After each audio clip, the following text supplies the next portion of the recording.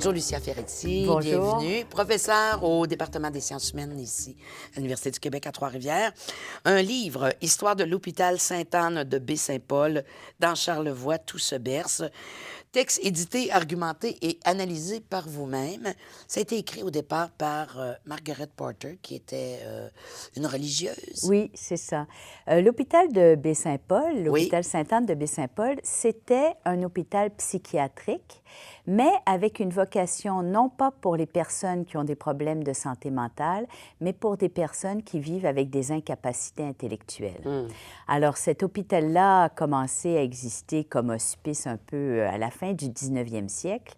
Et dans les années 60, il y a eu une grande réforme des hôpitaux psychiatriques jusqu'à leur disparition. Donc, on avait demandé à cette religieuse-là, qui faisait partie de la communauté qui avait l'hôpital, d'écrire l'histoire. Et l'histoire était restée au stade, on peut dire, de manuscrit. On en avait fait une version imprimée qui était vendue seulement au musée de la communauté à Baie-Saint-Paul. Pour quelle raison ça avait été ça? Parce qu'au moment où Sœur Porter a écrit son livre, elle l'a écrit d'une manière qui correspondait peut-être pas tout à fait aux attentes de la nouvelle direction de l'hôpital, qui voulait mettre en valeur le côté vraiment avant-gardiste de la réforme faite dans les années 1960 à 80. Et cette religieuse-là a préféré faire à sa façon, donc elle a écrit sa propre histoire en partant du début. Et l'hôpital a trouvé que ça correspondait plus ou moins à ce qu'eux attendaient, donc le livre n'avait jamais été publié.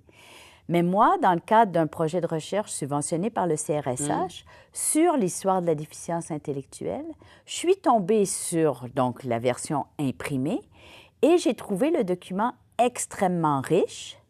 Donc, finalement, j'ai proposé à la communauté d'en faire une vraie édition. Oui.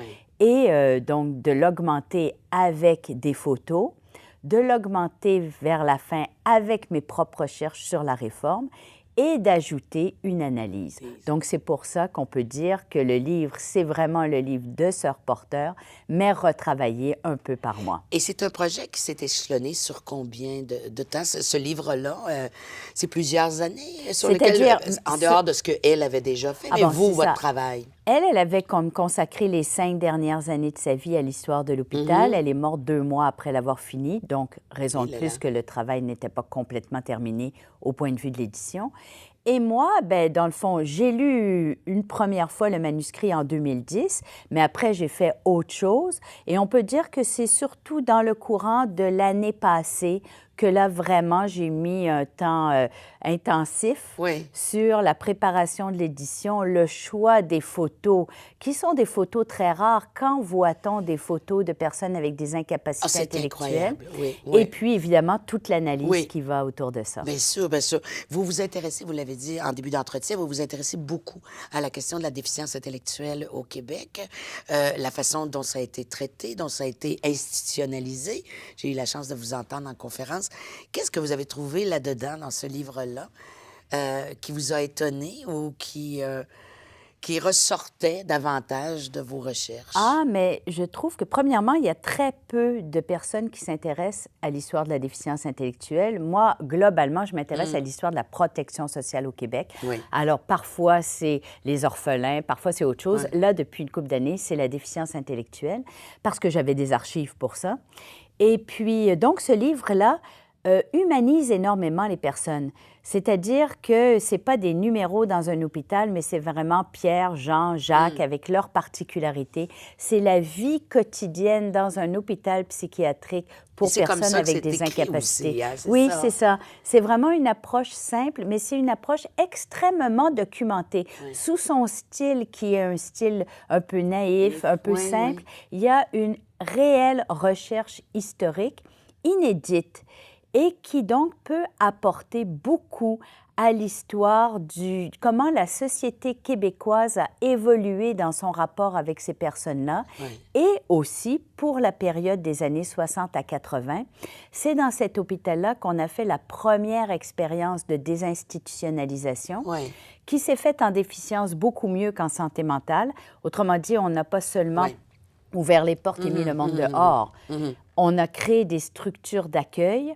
Et c'est ce processus-là qui est raconté dans le livre que je trouve extrêmement intéressant pour l'histoire Mais c'est de la toute santé. l'espèce comment je dirais, cette espèce de cette capacité-là de mettre à part ces gens-là qui sont considérés comme des monstres finalement, et qui ont eu la chance, peut-on dire ça comme ça, d'être accueillis à l'intérieur de ces structures-là et d'avoir eu la chance de vivre une vie finalement. Bien, c'est-à-dire qu'à l'époque, étant donné qu'il n'y avait aucun service dans la Ben non. communauté, les parents qui avaient des enfants avec des incapacités graves n'étaient pas équipés pour les garder, c'était impossible. Donc, c'est sûr que là, il fallait les placer. Surtout quand ils arrivaient en ville au moment de l'industrialisation, puis que là, leur réseau social, leur réseau de parenté était dispersé. Donc, il n'y avait vraiment pas tellement le choix. Après la Deuxième Guerre mondiale, là, il y a plus de rejet. C'est une époque où on dit aux femmes, vous avez tellement à faire à vous occuper du bonheur de votre mari, de votre petite famille de 3-4, là.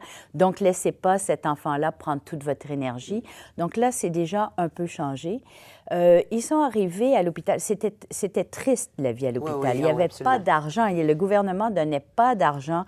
Il n'y avait vraiment pas... il n'y avait vraiment pas grand-chose avant les années 60. Tout ce qu'il y avait, c'est quand même un milieu de vie où on essayait, avec les moyens du bord, de faire en sorte que ces personnes-là soient quand même, disons, le mieux possible dans le contexte.